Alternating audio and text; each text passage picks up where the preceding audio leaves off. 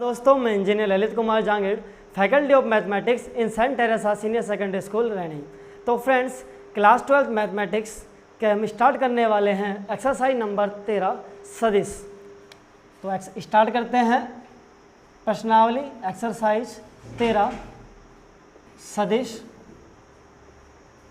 जिसे हम कहते हैं वेक्टर। ठीक है जी। तो देखिए फ्रेंड्स, फिजिक्स में जो सदिश का मतलब होता है, फिजिक्स में सदिश का मीन होता है वह राशियाँ जिनमें परिमाण के साथ दिशा भी हो। ठीक है ना भाई। लेकिन मैथमेटिक्स में सदिश का मतलब क्या होता है, देखिएगा, मैथमेटिक्स में सदिश का मतलब होता है एक दिष्ट रेखाखंड, एक दिष्ट रेखाखंड। आप समझते हैं क्या होता है एक दिष्ट रेखाखंड, ठीक है ना। और एक बार मैं बता दूं आपको, जो सदिश एक्सरसाइज है 13 आरबीएससी बोर्ड में 7 नंबर की प्रश्नावली है, और इस 7 नंबर की प्रश्नावली में आपको 1 नंबर का एक क्वेश्चन पूछा जाएगा, और एक नंबर के 2 क्वेश्चन पूछे जाएंगे, 2 नंबर का 1 और 3 नंबर का 1। और जो 3 नंबर का जो क्वेश्चन आएगा फ्रेंड्स, वो आएगा आपके अथवा में। ठीक है ना भैया। तो अब देखते हैं क्या स्टार्ट करते हैं सदिश।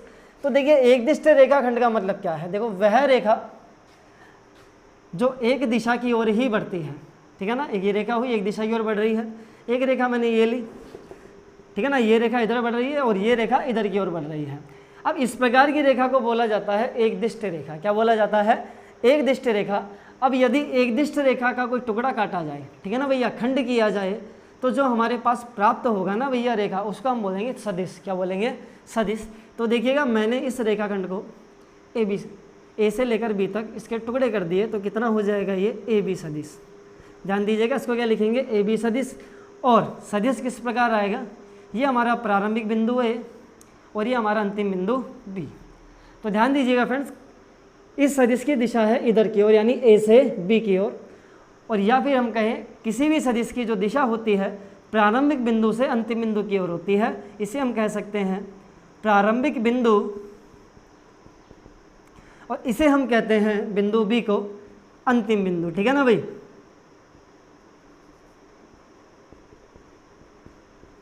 अंतिम बिंदु इनिशियल पॉइंट हो जाता है ये, और ये हो जाता है एंड पॉइंट। ठीक है ना। अब देखिएगा फ्रेंड्स, किसी भी सदिश को लिखने का तरीका क्या होता है? अंतिम बिंदु से प्रारंभिक बिंदु से अंतिम बिंदु की ओर ए बी सदिश। फॉर एग्जाम्पल, यदि हमने यहाँ से कोई सदिश काटा पी क्यू सदिश, तो ध्यान दीजिएगा, इसको आप क्या लिखोगे? जो सदिश की डायरेक्शन आएगी फ्रेंड्स इधर आएगी। ठीक है ना, ये पी और ये क्यू, तो ये हमारा होगा क्यू पी सदिश। कितना होगा? क्यू पी, क्योंकि मैंने बताया था यहाँ प्रारंभिक बिंदु लिखना है और यहाँ पे अंतिम बिंदु लिखना है। ठीक है ना भाई।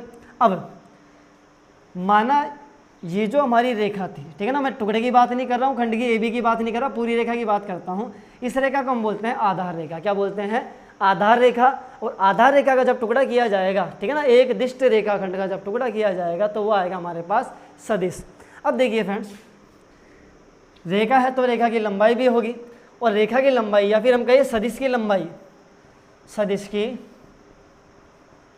लंबाई कैसे लिखते हैं? यदि मैं बात करूं ए बी सदिश की लंबाई की, तो आप इसको लिखोगे ए बी सदिश का परिमाण,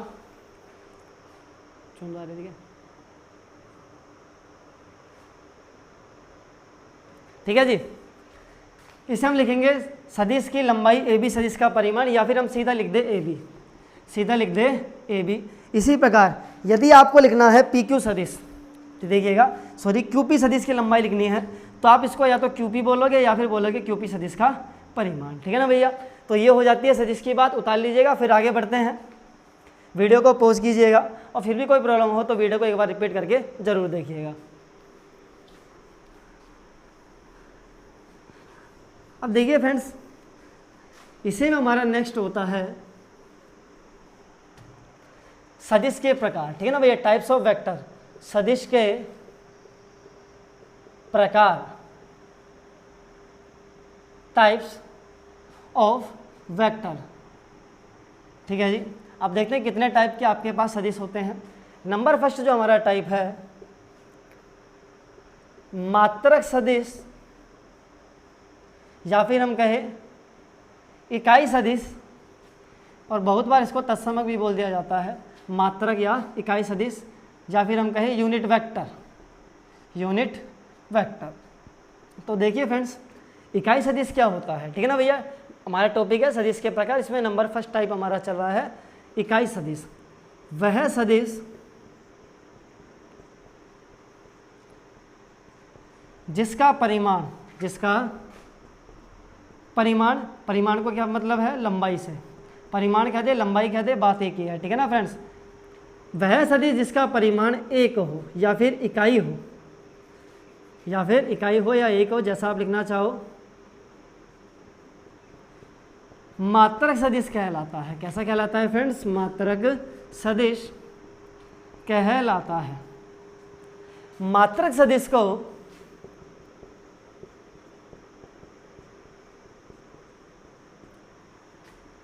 ए cap, B cap, C cap आदि से लिखा जाता है। देखिएगा क्या तरीका है लिखने का, आपके पास जो भी सदिश है उसके ऊपर आपका कैप आ जाएगा, ठीक है ना भाई। फॉर एग्जाम्पल, यदि कोई ए बी सदिश आपके पास है यहाँ से यहाँ तक, ठीक है ना भाई, तो इस सदिश का माना इस सदिश, या फिर आप इस सदिश को लिखे ए सदिश, क्या लिखे, एक वर्ड में डिस्क्राइब करना चाहिए तो ए सदिश है, ठीक है ना। यहाँ से यहाँ तक कौन सा हो गया, ए सदिश। अब ए सदिश का जो इकाई सदिश होगा ना भाई, ये हमारा हो जाएगा ए कैप। कितना हो जाएगा, कैप। और सबसे इंपॉर्टेंट बात याद रखिएगा, जो हमारा इकाई सदिश होता है ना फ्रेंड्स, इकाई सदिश, ये होता है सदिश बटे सदिश का परिमाण। याद रखिएगा हमेशा इसको, सदिश बटे सदिश का परिमाण। फॉर एग्जाम्पल, यदि कोई आपको किसी सदिश ए सदिश का कैप निकालना है, कैप का मतलब इकाई सदिश ज्ञात करना है, तो ये हो जाएगा सदिश बटे सदिश का परिमाण। कहने का मतलब है किसी भी सदिश में जब उसका परिमाण का भाग लगाएंगे तो फ्रेंड्स इकाई सदिश प्राप्त होता है, ठीक है ना भाई। उतार लीजिएगा। फिर चलते हैं नंबर सेकंड टाइप पे।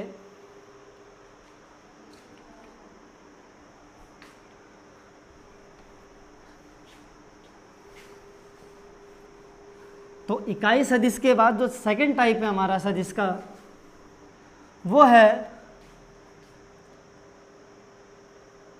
शून्य सदिश, ठीक है फ्रेंड, ध्यान दीजिएगा।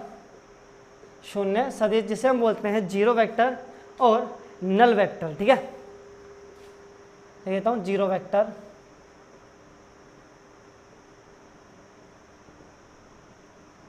तो देखिएगा फ्रेंड्स, वह सदिश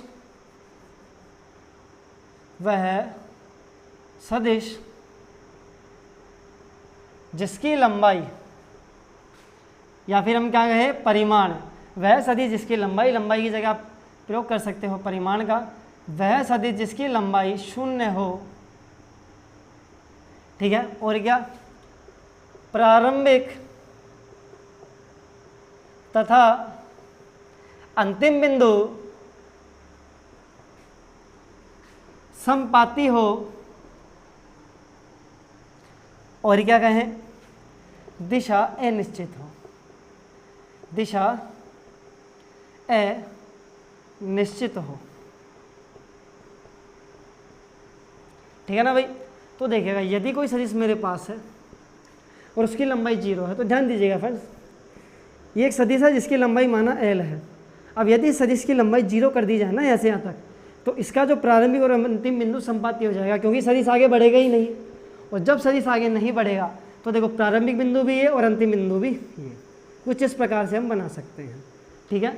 शून्य सदिश को लिखा जाता है ओ सदिश, ठीक है, कैपिटल ओ पे सदिश लगाया जाए तो इसे शून्य सदिश इस प्रकार हम प्रदर्शित कर सकते हैं, ठीक है ना भाई। तो दिशा अनिश्चित होती है क्योंकि देखो लंबाई है नहीं, तो किस दिशा में हमारा सदिश बड़ा है ये हमको पता नहीं लग पाता है।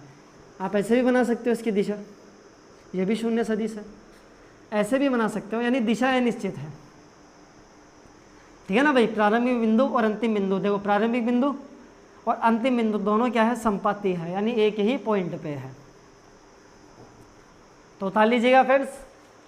अब बात करते हैं नेक्स्ट टाइप, शून्य सदिश के बाद नेक्स्ट टाइप है हमारा ये नंबर सेकंड है ना भाई। अब नंबर थर्ड,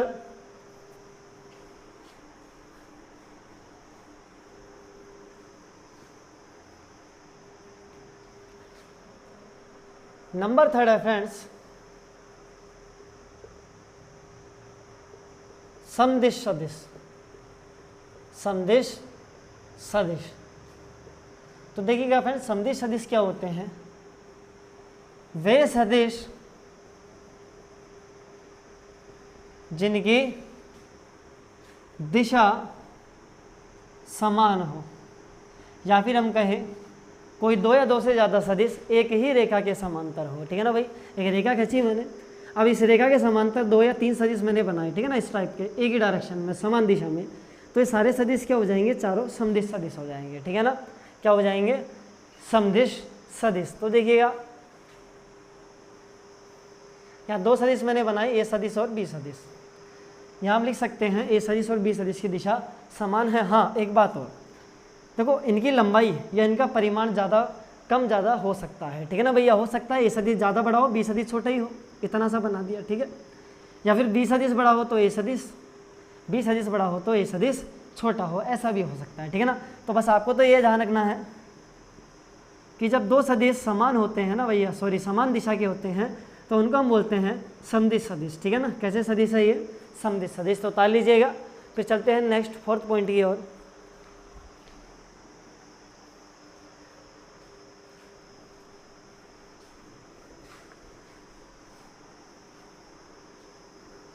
तो नंबर फोर्थ जो हमारा टाइप है समदिश सदिश के बाद, वो है समान सदिश या फिर तुल्य सदिश। ठीक है ना भाई, समान सदिश या फिर तुल्य सदिश, जिसे हम बोले हैं इक्वलिटी ऑफ वेक्टर्स या फिर इक्वल वेक्टर। ठीक है ना भैया। अब बात करते हैं दो सदिश समान कब होते हैं। तो ध्यान दीजिएगा, दो सदिश समान कब होंगे? दोनों की दिशा समान हो। ठीक है ना भाई, ध्यान दीजिएगी, दोनों की दिशा समान हो। दूसरा, दोनों सदिशों के परिमाण भी समान हो।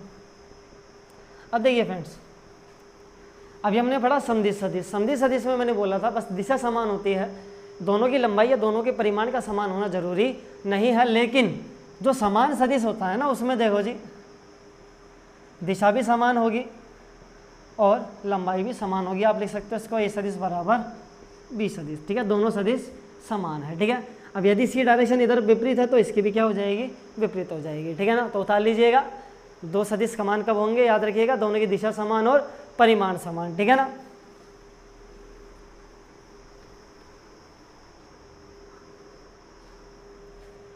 नंबर फिफ्थ जो टाइप है वो है विपरीत सदिश।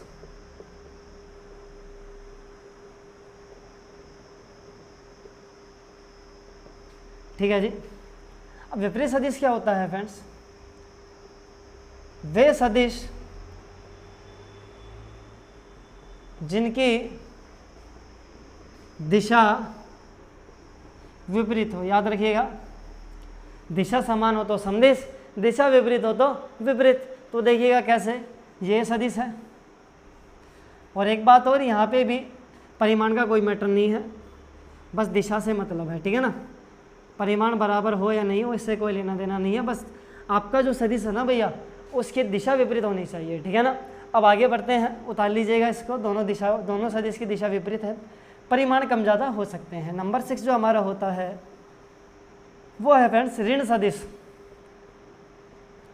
ऋण सदिश, अब ये क्या होता है? देखो, दिशा विपरीत वे सदिश वे सदिश जिनकी नंबर फर्स्ट दिशा विपरीत परिमाण समान हो। ठीक है ना भैया, परिमाण समान हो। तो याद रखिएगा, देखो जो तुल्य सदिश होते हैं ना भैया, समान सदिश में ही परिमाण समान होता है लेकिन दिशा समान होती है। लेकिन ऋण सदिश में भी परिमाण समान होता है लेकिन दिशा विपरीत हो जाती है। तो देखो ये 4 चीज़ें बनी आपकी है ना भैया, और चारों में कन्फ्यूजन हो सकता है। तो एक बार हम बात कर लेते हैं। पहले हमने बात की समदिश सदिश की, तो दिशा समान तो समदिश सदिश, और विपरीत दिशा हो तो विपरीत सदिश हो जाएंगे, ठीक है ना। अब बात करते हैं तुल्य सदिश और ऋण सदिश की या समान सदिश की। तो समान और तुल्य सदिश क्या होता है फ्रेंड्स, परिमाण समान हो सदिशों के और दिशा समान हो। और लेकिन ऋण सदिश क्या होता है, परिमाण समान हो किंतु दिशा विपरीत हो जाए, ठीक है ना भैया। उतार लीजिएगा, फिर भी कोई प्रॉब्लम हो तो वीडियो को एक बार रिपीट करके जरूर देखिएगा। अब चलते हैं नेक्स्ट टॉपिक, या फिर हम कहें नेक्स्ट टाइप, नंबर 7। तो नंबर 7 है फ्रेंड्स संरेख सदिश। संरेख सदिश, इसमें हम कह सकते हैं वे सदिश जो समांतर हो, समांतर सदिश। तो देखिए कैसे,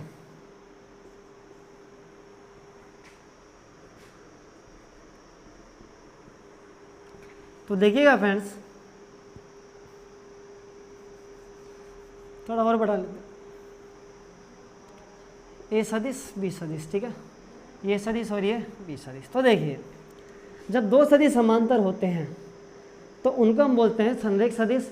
लेकिन संरेख सदिश की एक महत्वपूर्ण जो प्रॉपर्टी है, महत्वपूर्ण एक सूत्र है जो काम आता है, आप उसको याद रखिए। देखो क्या होता है, देखिए ये दोनों सदिश की दिशा समान है क्या नहीं, बस इतना सा है कि बी सदिश हो सकता है ए सदिश से कुछ गुना बड़ा है, बी सदिश ए सदिश से कुछ गुना बड़ा है। तो आप इसको लिख सकते हो, माना लैम्बडा गुना बड़ा है तो लैम्बडा कोई निश्चित संख्या है, उसको ए सदिश से गुणा करने पर वो बी सदिश के बराबर आ जाता है, ठीक है फ्रेंड्स।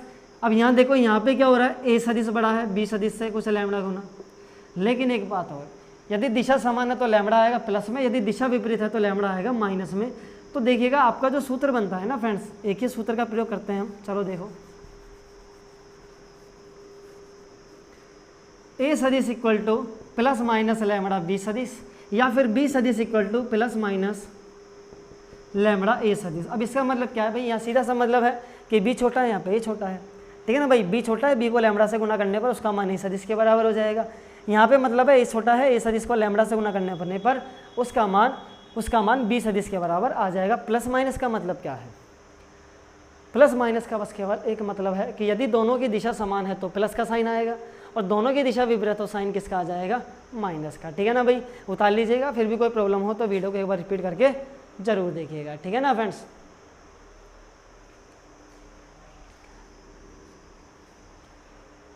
तो फ्रेंड्स अब बात करते हैं नेक्स्ट टॉपिक, या सॉरी नेक्स्ट टाइप की।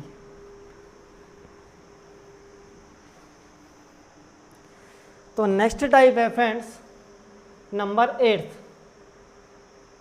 स्थिति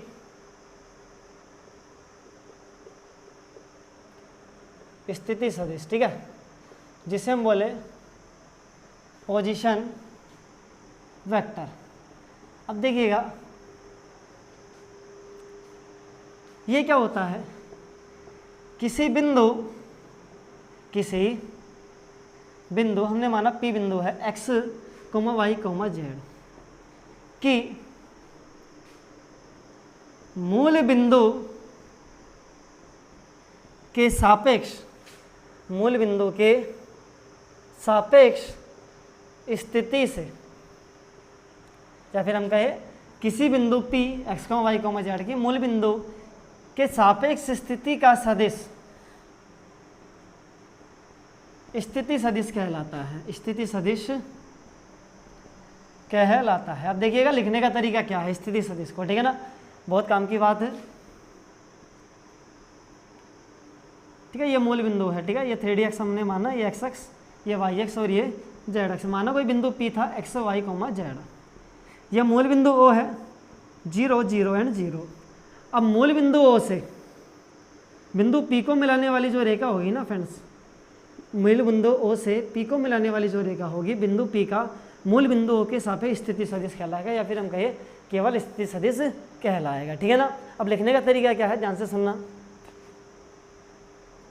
हम इसको लिखेंगे OP सदिश। क्या लिखेंगे, OP सदिश। क्या लिखेंगे, OP सदिश। लिखा कैसे जाएगा, देखो x -0, आपको x में से जीरो को घटाओ तो कितना आ जाएगा एक्स आई कैप, वाई में से जीरो घटाया तो वाई जे कैप, और जेड में से जीरो घटाया तो जेड के कैप। ठीक है फ्रेंड्स, ये हमारे पास पी का स्थिति सदिश ओपी सदिश प्राप्त हो चुका है। ठीक है भाई, अब वापिस सुनिएगा, इस सदिश का यदि परिमाण ज्ञात करना है, क्या ज्ञात करना है, परिमाण, या फिर हम कहें लंबाई, तो ओपी सदिश का परिमाण देखिए कितना हो जाएगा, क्यों ना हम दो बिंदुओं के बीच की दूरी का सूत्र लगा दें, वही परिमाण के बराबर आएगा, वही लंबाई हो जाएगी सदिश की। तो देखिएगा दो बिंदु के बीच की दूरी का सूत्र क्या होता है, x2 माइनस x1 का square plus y2 minus y1 का square plus z2 minus z1 का स्क्वायर। तो देखिए जरा, x2 माइनस x1 तो कितना हो जाएगा x माइनस 0 का स्क्वायर, y2 माइनस y1 और z2 माइनस z1। तो देखिए फ्रेंड्स परिमाण कितना आ जाएगा,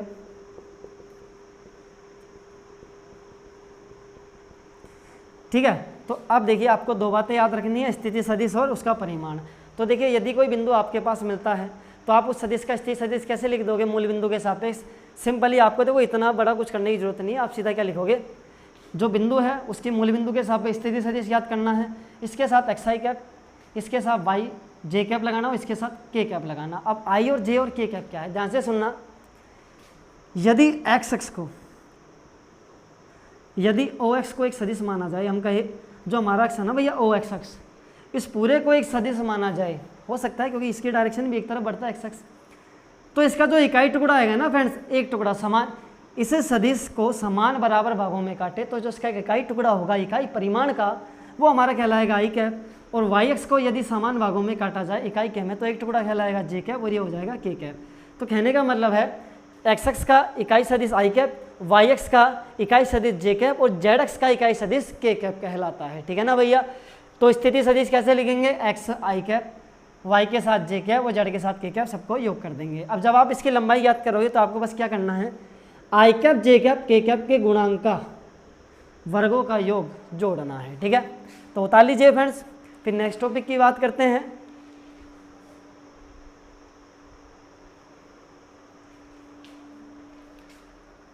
तो देखिए फ्रेंड्स नेक्स्ट है, इसी में आप नंबर 9 टाइप डाल लीजिएगा ना भाई, या फिर अलग से पॉइंट देना चाहो तो दे सकते हो। चलो अलग से ही पॉइंट दे लेते हैं, अपने टाइप खत्म हुए।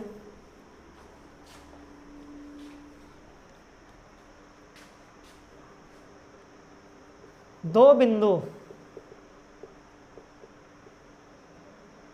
से गुजरने वाला सदिश। ठीक है भैया, तो देखिएगा ये एक्स एक्स, ये वाई एक्स और ये जेड एक्स, माना दो बिंदु है ए और बी, दोनों के बीच में आप एक सदिश बनाना चाहते हो, या तो ए बी सदिश बनाओ या फिर बी ए सदिश बनाओ, या तो ए से बी बनेगा या बी से ए बनेगा। तो देखिए तरीका क्या रहेगा, माना जो ए बिंदु है वो है x1 y1 z1, ठीक है ना, जो बी बिंदु है वो है x2 y2 एंड z2। ठीक है, अब देखिए ये मूल बिंदु ओ हो गया है। अब यदि आपको याद करना है ए बी सदिश, क्या याद करना है फ्रेंड्स, ए बी सदिश, तो आपको क्या करना पड़ेगा, बी के स्थिति सदिश यानी ओ बी में से बी का स्थिति सदिश क्या हो जाएगा फ्रेंड्स, ओ बी, और ए का स्थिति हो जाएगा ओ ए सदिश। ध्यान दीजिएगा। अब देखो एक बात और, जो हमने एक बिंदु का स्थिति सदिश लिखा था एक्स वाई जेड का, तो देखिए मैंने लिखा था लास्ट टॉपिक में एक्स आई कैप वाई जे कैप जेड के कैप, इसको आप आर सदिश से भी लिख सकते हो। ध्यान दीजिएगा, एक्स वाई जेड का जब स्थिति सदिश बनाया जाता है तो स्टैंडर्ड रूप में उसको आर सदिश बोला जाता है। क्या बोला जाएगा, आर सदिश। ठीक है ना, याद रखना, मैंने लिखवाया नहीं है, इससे कोई फर्क नहीं पड़ रहा है, लेकिन आगे हम ध्यान रखेंगे। ठीक है, अब देखिए ए बी सदिश कितना हो जाएगा, लास्ट के स्थिति सदिश में से फर्स्ट यानी ओ ए, बी में से ए का घटा हुआ आप। ठीक है, तो देखो ओ बी का स्थिति सदिश कितना हो जाएगा, x2 आई कैप, जीरो से घटाओ, y2 जे कैप, z2 के कैप, और जीरो से भी मत घटाओ, सीधा लिख दो आप। ठीक है, माइनस ए का स्थिति सदिश कितना हो जाएगा, x1 आई कैप, y1 जे कैप, z1 के कैप। ठीक है ना भाई। अब आगे देखिएगा फ्रेंड्स, अब आई कैप जे कैप से जे के कैप सेपरेट कर लेते हैं, तो देखिए माइनस x1 है, आई कैप जब दोनों से कॉमन लिया जाएगा तो कितना आ जाएगा, x2 माइनस x1 आई कैप। ठीक है, चलो नीचे लिख देते हैं, आपको सीधा लिखना है y2 माइनस y1 जे कैप। क्या कर रहे हैं, माइनस मैंने ब्रैकेट हटा दिया है, तो ये माइनस, ये भी माइनस और ये भी माइनस। अब आई कैप कॉमन ले लिया, ठीक है ना भाई। अब जे कैप कॉमन ले लेंगे, अब के कैप कॉमन लेंगे तो कितना आ जाएगा मेरा भाई, z2 minus Z1 k cap, ठीक है ना। तो ए बी सदिश हमको प्राप्त हो गया है, तो बताइए ए बी सदिश की लंबाई कितनी हो जाएगी। अब या तो आप क्या करो, दोनों के मध्य दूरी सूत्र लगा दो, ठीक है ना, लेकिन हमेशा दूरी सूत्र उपयोग नहीं करेंगे। मैंने आपको बताया था आई कैप जे कैप और के कैप के गुणांक का वर्ग करके जोड़ दो, तो कितना हो जाएगा x2 माइनस x1 का square plus y2 minus y1 का square plus z2 minus z1 का स्क्वायर, ठीक है ना भाई, ये हमारा परिमाण हो जाएगा। यदि इसी प्रकार यदि कोई बी ए सदिश निकालना चाहो, ठीक है ना फ्रेंड्स, यदि आप बी से ए सदिश ज्ञात करना चाहो तो इस केस में देखो जी, ए में से बी को घटाना पड़ेगा, तो ये प्रोसेस नहीं करेंगे, सीधा हम क्या करेंगे, ए के बिंदुओं में से बी को घटाओ, x1 माइनस x2 आई कैप, y1 माइनस y2 जे कैप और z1 माइनस z2 के कैप, ठीक है ना। परिमाण निकाल लेंगे आई कैप जे कैप के कैप के वर्ग करके, ठीक है, उतार लीजिएगा। मिलते हैं नेक्स्ट क्लास में।